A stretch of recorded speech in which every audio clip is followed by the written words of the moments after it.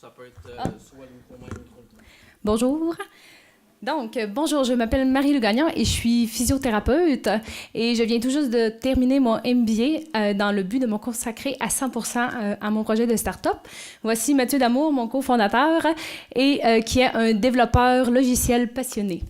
Donc, mes 5 années d'expérience en tant que physiothérapeute dans une clinique privée m'ont fait vivre beaucoup d'insatisfaction.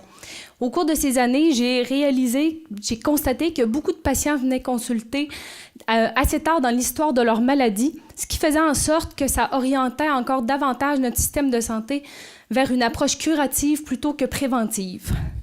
Pourtant, selon un sondage... alors, on s'est demandé la question, pourquoi?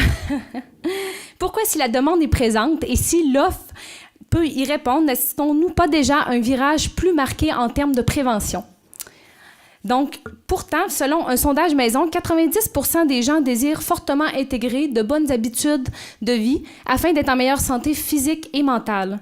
Nous savons que la meilleure manière d'y arriver est d'être accompagné par des professionnels de la santé. Mais pourquoi, si la demande est présente... Ah, j'ai répété la question. Excusez, je suis comme un peu stressée, puis je me suis un peu mêlée dans mon truc. Donc, suite à ça, on s'est demandé pourquoi, si la demande est là et l'offre est présente, pourquoi on n'assiste pas à un virage plus marqué. Donc, il y a plusieurs problématiques à ce niveau-là. D'abord, l'argent que les personnes sont prêtes à investir en prévention ne concorde pas avec les tarifs demandés par les professionnels. En second lieu, les gens méconnaissent les ressources qui sont à leur disposition et qui pourraient les aider à atteindre leurs objectifs, ainsi que le rôle de certains professionnels.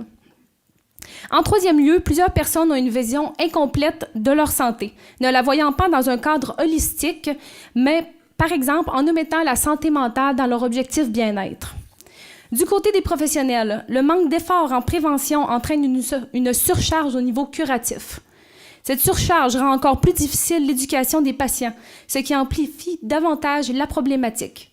Également, ce contexte de surcharge est un obstacle majeur à la collaboration interprofessionnelle. La solution?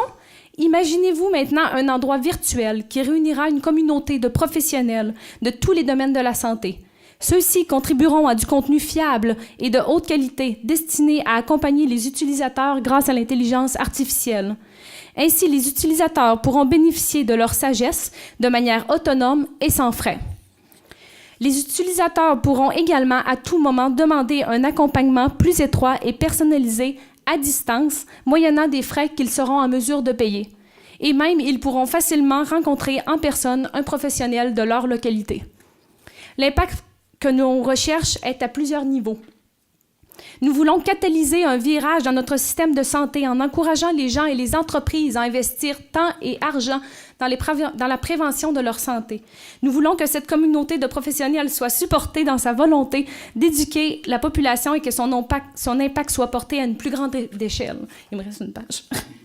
Mais avant tout, nous voulons que les gens réussissent à trouver un mode de vie plus sain et plus équilibré qui les rendront plus heureux en meilleure santé physique et mentale. Nous en sommes rendus au stade du prototypage et nous recherchons principalement du financement et sommes également ouverts à ajouter des compétences à notre équipe. Merci. Merci beaucoup.